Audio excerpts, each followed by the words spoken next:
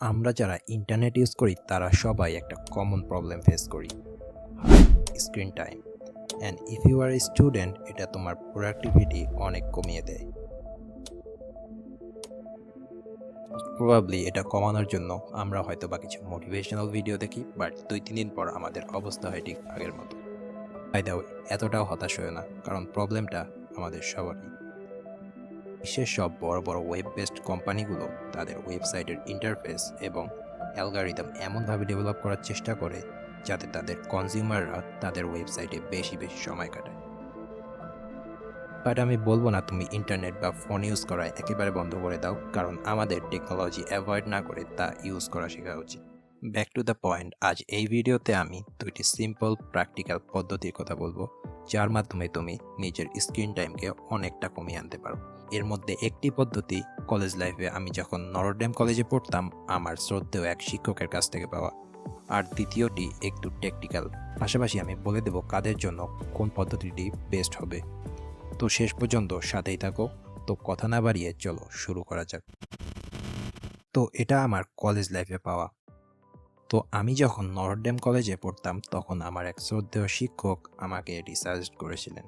তো এই স্ট্র্যাটেজিটি একটু অদ্ভুত মনে হলেও আসলে এটা অনেক কাজে। By the way, get ready for the shock, কারণ স্ট্র্যাটেজিটার ফার্স্ট স্টেপ হলো নিজের স্ক্রিন টাইম বাড়িয়ে দেওয়া, লাইক 9, 10 or 11 আওয়ার। বিষয়টা পাগলামি মনে হচ্ছে না? বাট দাঁড়াও, বিষয়টা বুঝিয়ে বলছি।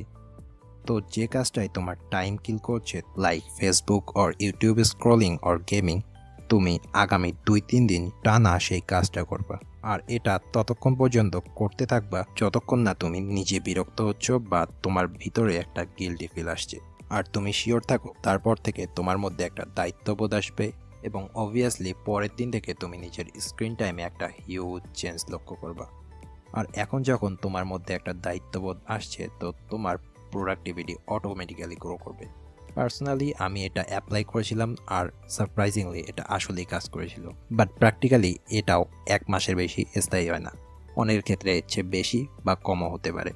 তার মানে এই না যে তুমি কিছুদিন পর পর সেম স্ট্র্যাটেজি ফলো করবে, কারণ আলটিমেটলি তখন তুমি একটা চক্রের মধ্যে ফেসে যাবে। তো ফার্স্ট পদ্ধতিটা তুমি শুধু একবারই অ্যাপ্লাই করবে, তারপর তোমার কাজ হবে সেকেন্ড পদ্ধতিটা অ্যাপ্লাই করা। তো ভিডিওটা এখন পর্যন্ত দেখে থাকলে স্কিপ না করে শেষ পর্যন্ত দেখো, কারণ এখন স্কিপ করলে এটা তোমার কোনো কাজেই আসবে না। তো চলো তাড়াতাড়ি সেকেন্ড স্ট্র্যাটেজিটা দেখে নেওয়া যাক।